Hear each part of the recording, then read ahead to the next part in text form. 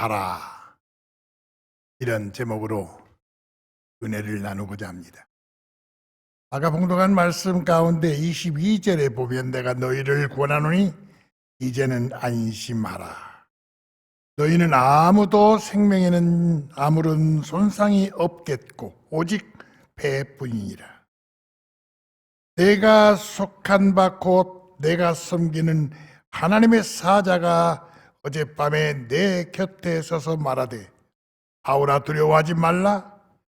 내가 가야바 앞에 서야 하겠고 또 하나님께서 너희와 함께 항해하는 자를 다 내게 주셨다 하였으니 그러므로 여러분이요 안심하라.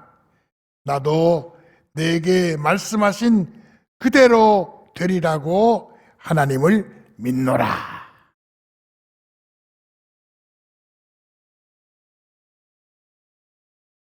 사도 바울은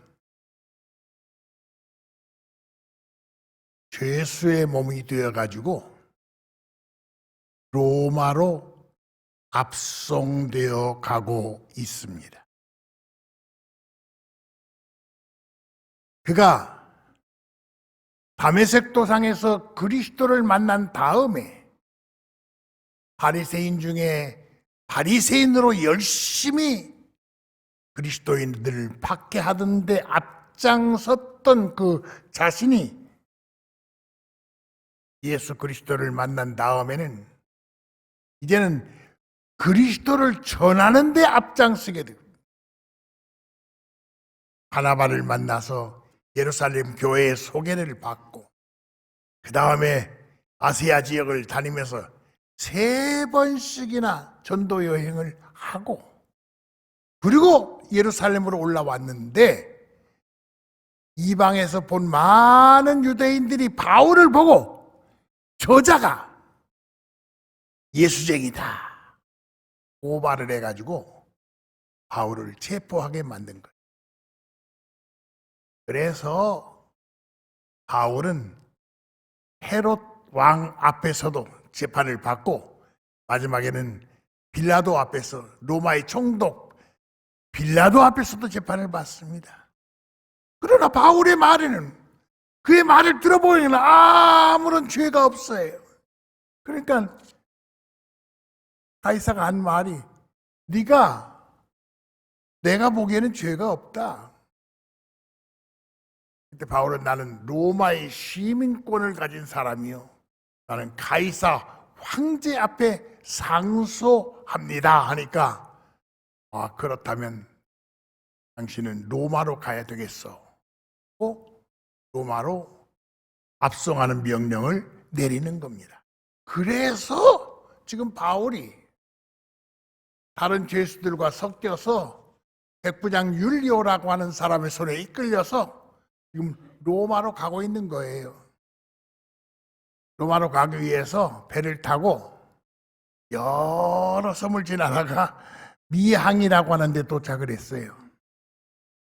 근데 바울의 그 전도 여행의 경험으로 보아서 지금 바로 미항에서 출항해서 다음에 베닉스라고 하는 데에서 가가지고 거기에서 겨울철을 지나 3개월 겨울철을 지나서 로마로 간다고 지금 이 배가 계획이 되어 있어요.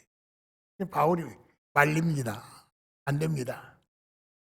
지금 금식하는 절기도 지났고 이제 곧 태풍이 불어올 텐데 이 배가 출항하면 큰 어려움을 겪게 됩니다. 그러니까 여기에서 배가 떠나지 말아야 됩니다.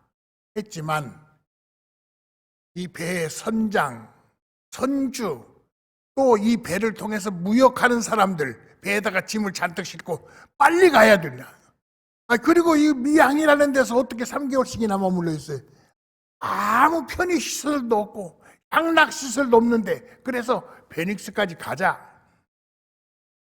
해가지고 백부장에게 설득을 하니까 백부장이 그 죄수 말을 듣겠어요? 선주 말, 선언 말을 듣지. 그래가지고 출항 명령을 내려서 막 출발했어요. 성경 표현이 재밌어요. 순풍이 불매 배가 샥 돛을 달고 가니까 저희들이 아주 거봐라, 죄인 네가 뭐하니? 잘 가잖아, 이렇게 생각하고 있는 거예요. 그러나 얼마 못 가서 유라굴로라고 하는 태풍이 불어와가지고선 배가 막 흔들리기 시작합니다. 파도가 치고 막 하니까 뭐 선원들이 어떻게 배를 어거할 수가 없어요. 그러니까 완전히 파도에다가 배를 맡겨버렸다. 또 그렇게 쓸려 다니다가 스크루에 걸릴까봐, 스크루가 뭐냐, 모래톱, 조금 높이가 낮아가지고 이 배가 큰 배니까 그냥 그 바닥에 모래에다가 꽉 박혀버리면 꼼짝 못 하거든요. 그러니까 그럴까봐 배에 있는 짐을 다 내버립니다. 살 소망이 없어졌다. 이때 바울이 사람들한테 탁 이렇습니다. 여러분이요, 내 말을 듣고 이 항에서 떠나지 아니하면 좋을 뻔하였도다. 그러나 어젯밤에 나와 함께 계시는 주의 사자가 나에게 말씀하시기를, 바울아, 안심하라. 내가 가이사 황제 앞에 서야 되겠고 그 앞에서 증언하여야 하리라. 그러므로 너뿐 아니라 이 배에 탄 모든 사람을 너에게 주노라. 야, 이 얼마나 멋진 말입니까? 바울 한 사람이 로마 황제 앞에 가서 그리스도를 증거하기 위해서 하나님께서 보내겠다. 파도 속에서도 보내겠다. 너만 보내는 게 아니야. 이 배에 탄 모든 사람을 너에게 주겠다. 참 너무나도 좋은 말씀입니다. 그러니까 이 말씀을 들은 바울은 안심하라. 우리가 살고 있는 세상이 얼마나 험한 세상이에요. 이 코로나가 3년씩이나 이렇게 오랫동안 지속될 줄 누가 알았겠어요. 일어나면 그저 잠깐이면 끝나겠지 하고 했는데, 우리나라도 줄어들 듯 하다가 다시 요즘 하루에 뭐 4, 5만 명씩, 5, 6만 명씩. 심지어는 우리 담임 목사도 지금 걸렸잖아요. 나한테 전화 왔어, 지난 수요일날. 목사님, 제가 코로나 걸려서 이거 격리해야 되는데 이거 목사님 다음 주일날 설교 좀 하시죠. 저는 사실은 이제 지난번에 여름에 우리 목사님 휴가 때 제가 근심하지 말라 설교를 한 다음에는 이제 성탄절 날 제가 항상 설교를 부탁하시니까 성탄절 설교를 뭐라 할까 하고 지금 묵상하고 있는데 느닷없이 이번 주일날 설교를 말씀을 하시니까 또 묵상하는 가운데 오늘 이 말씀이 생깁니다. 시대가 하수상하고 위험하고 어려운데 우리 모두가 다 주의 말씀 붙들고 안심해야 되겠다 해서 오늘 본문을 선택했습니다. 사도 바울에게만 안심하라고 한 게 아니라 바울에게 속한 모든 자도 안심하라고 바울의 손에 그들의 생명을 맡겨 주셨습니다. 자, 안심하라고 한 이 바울이 그 다음에 27장, 8장 사도행전 28장이 마지막이잖아요. 쫙 보면은요, 그렇게 말씀만 하고 마는 게 아니라 이 사람들이 14일 동안 막 풍랑 속에 배가 흔들렸기 때문에 먹지도 못하고 자지도 못하고 죽기 직전이야. 그러니까 서서 바울이 그들에게 떡을 떼어주면서 이걸 먹고 힘을 내시오. 베세다 들녘에서 예수님께서 보리떡 5개, 물고기 2마리로 5,000명 먹이셨잖아요. 그런데 바울은 이 알렉산드리아라고 하는 이 배 안에서 떡을 떼주는 거예요. 떡을 떼줘. 예수님의 기적같이 떡을 떼주는 거예요. 270명이 다 배불리 먹고도 남았다. 그런 역사가 일어난 줄로 믿습니다. 여러분, 위기에 처할 때 하나님께서 주의 종들을 통해서 안심하라고 선포하실 때는 영적인 문제만 안심하라는 게 아니에요. 육체적인 물질적인 문제도 안심하라고 말씀하시고 해결해 주실 줄로 믿습니다. 걱정하지 마세요. 없다고, 물질적으로 부족하다고 걱정하지 마세요. 하나님께서 때를 따라 일용할 양식을 우리에게 허락해 주실 줄로 믿습니다.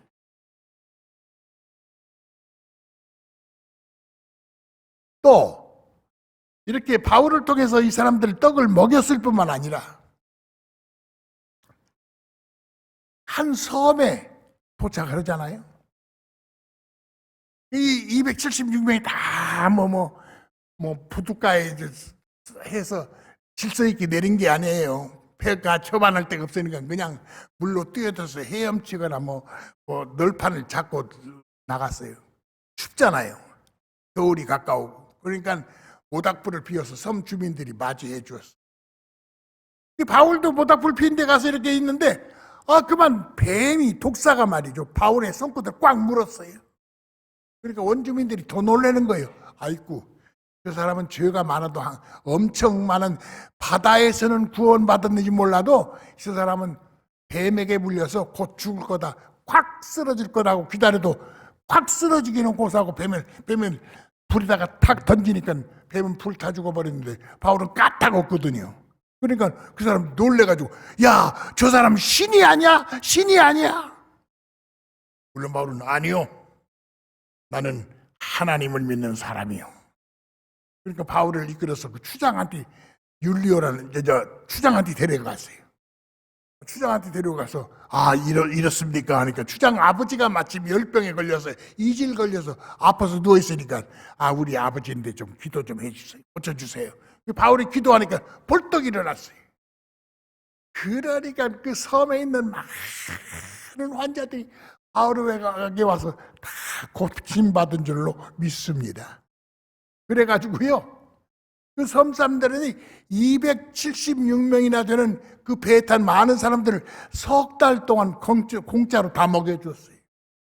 그리고 파도가 다 지나가 날이 개니까 그 다음에는 다 다시 배에다가 배 도구를 다 만들어서 로마로 갈 수 있도록 다 길을 열어주셨어요.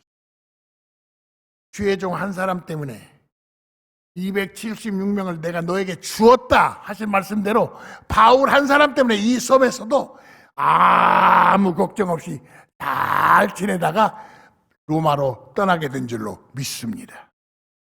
자, 그 다음에 28장으로 넘어가면 로마에 도착을 해요. 이 배가 로마에 도착하니까 바울도 처음으로 로마에 오는 거예요. 바울이 그래서 내가 로마도 보아야 하리라 전도하면서 내가 로마도 가야 하리라. 로마는 정치적인 중심지 아닙니까? 로마가 세계를 움직이던 때, 그러니까 로마가 정치적인 중심이에요. 모든 세계 문화, 경제 다 중심지예요. 바울이 온다고 하는 소식을 듣고 벌써 아는 사람들이 바울을 맞이해 주는 거예요. 유대의 높은 사람들을 불러다가 말씀을 전하는 거예요.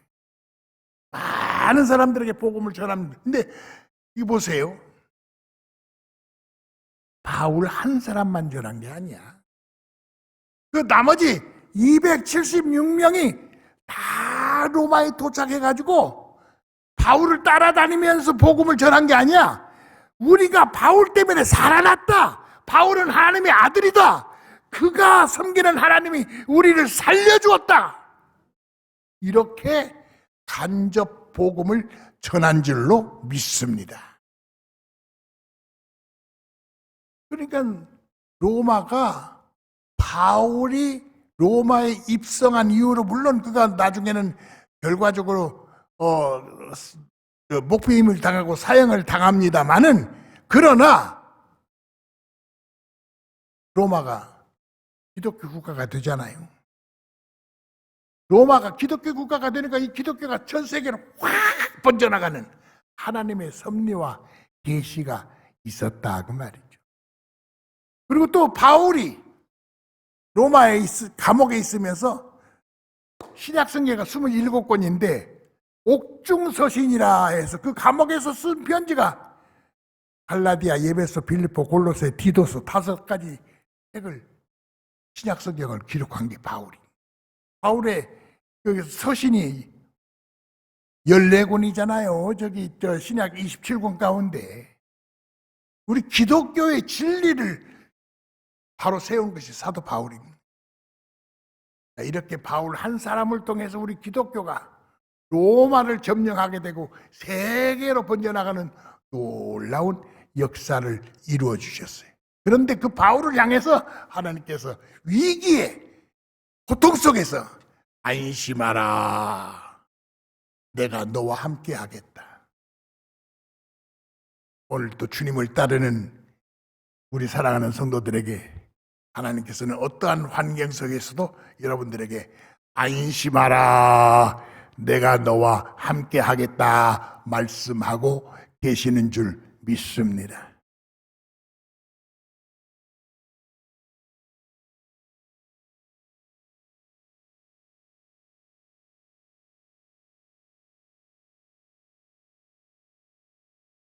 이 2부 예배 이 설교를 마치고 제가 나가는데요. 몇 사람한테 제가 기도 요청을 받았어요.